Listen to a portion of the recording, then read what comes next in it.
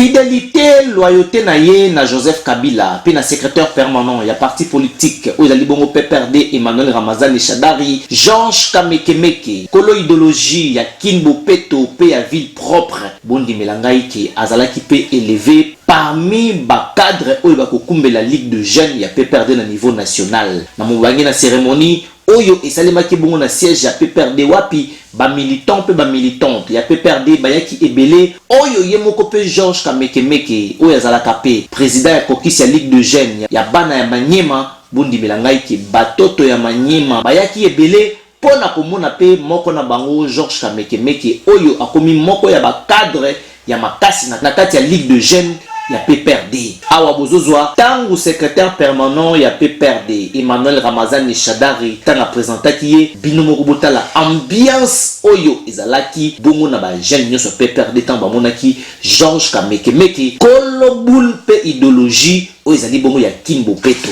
Lokola cérémonie yango ezalaki tellement monene makasi pe bato bayaki ebele lobi na yango bondi melanga ke kolo idéologie ya Kinbo Peto Georges Kamekemeke toto ya Manyema asalisaki bongo mobange na assainissement na siège national ya PPRD oyo ezalaka bongo na avenue Pumbu wana na commune ya Gombe pona kozongisa lisusu siège propre ndenge ya kosakana te. Lokola ayebi dossier yango malamu ye moko bien kombo na maboko elongo na ba jeune ya kokisi ya Manyema botala ndenge basali mobange na salongo pona kozongisa lisusu siège ya PPRD propre kaka ndenge ezalaka yaki lelo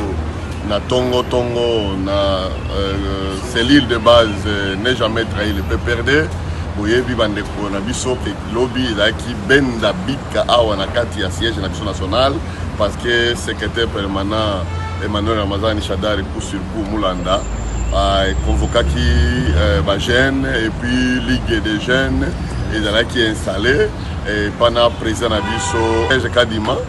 ba jeunes n'est jamais trahi le Congo bamonaki keza malamu parce que lobby bato so bamelaki mai amelishi bato babimaki et sengelaki ke biso to zonga lelo na tongo